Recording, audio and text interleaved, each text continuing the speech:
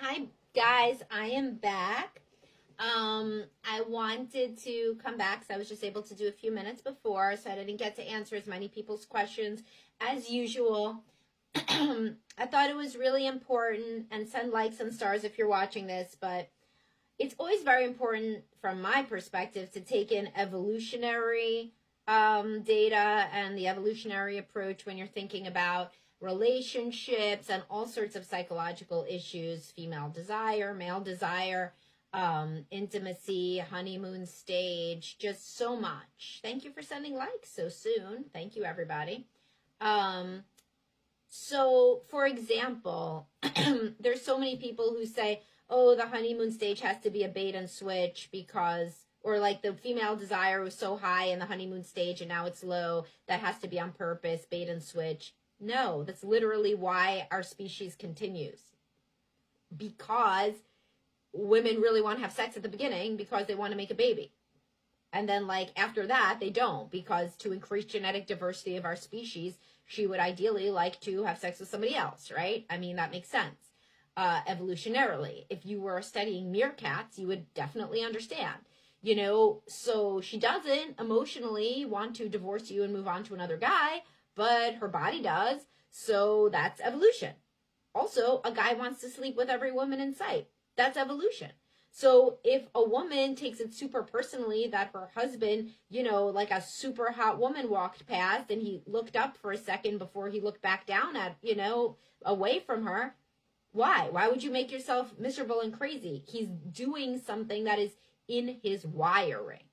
If he goes and has sex with her, that's a conscious choice. He has free will. He shouldn't do that, right?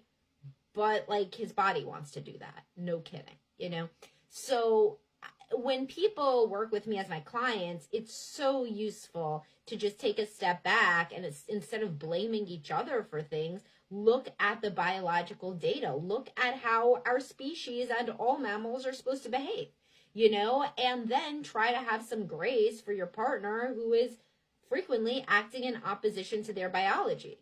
So, for example, are women supposed to want sex after menopause? Why would they? Does that make sense? They can't have a baby. Why would our species make them want to do that? So, thus, for the large majority of women, sex drive goes down. Now, can a woman try still to be sexual, for the sake of the relationship and because she loves her husband? Obviously, of course she can. She could try.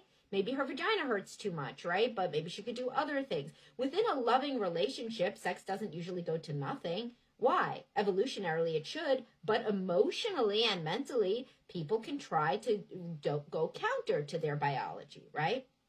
Makes sense, right? Same reason your husband doesn't cheat on you with every hot woman that he sees. So we can't obviously assume that everything should only go according to evolution, but it's a massively huge impact on us, right? On our behavior and on our desires. And send likes if you are watching this, guys. If you find this interesting enough to watch it, then certainly you should be sending me likes. And you could comment, you could ask me any questions you have. But it is super important to incorporate this belief system.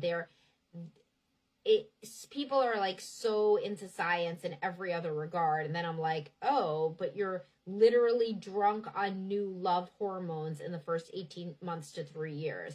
And guys say, but why can't she just keep acting like that the same way afterwards?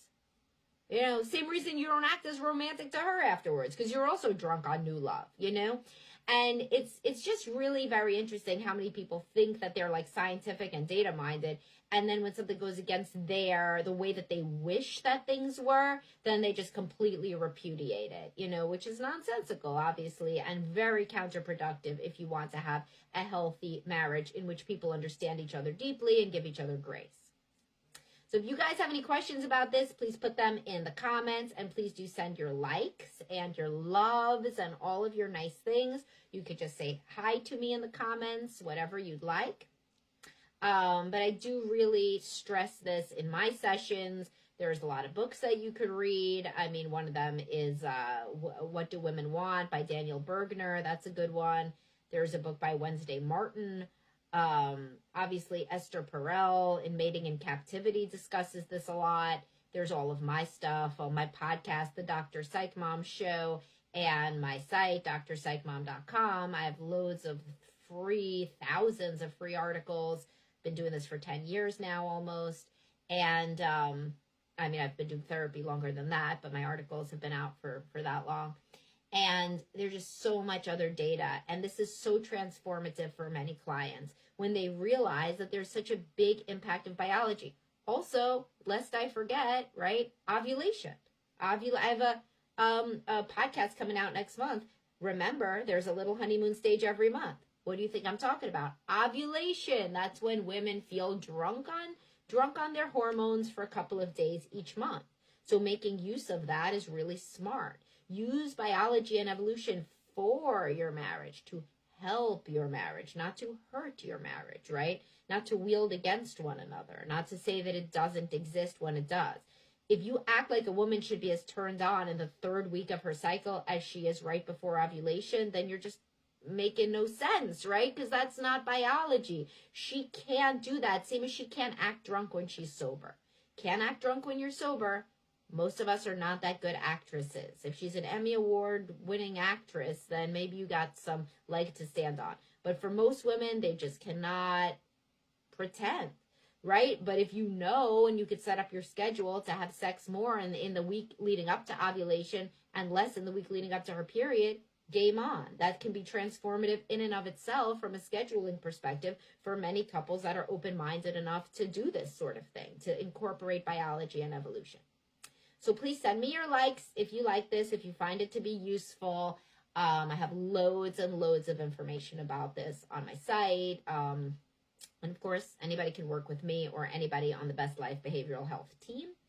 And I do have to go because I have a client coming up. But thank you so much for listening. Send me your likes, guys, and your loves if you appreciate my emphasizing biology and evolution, which of course I should because it's real.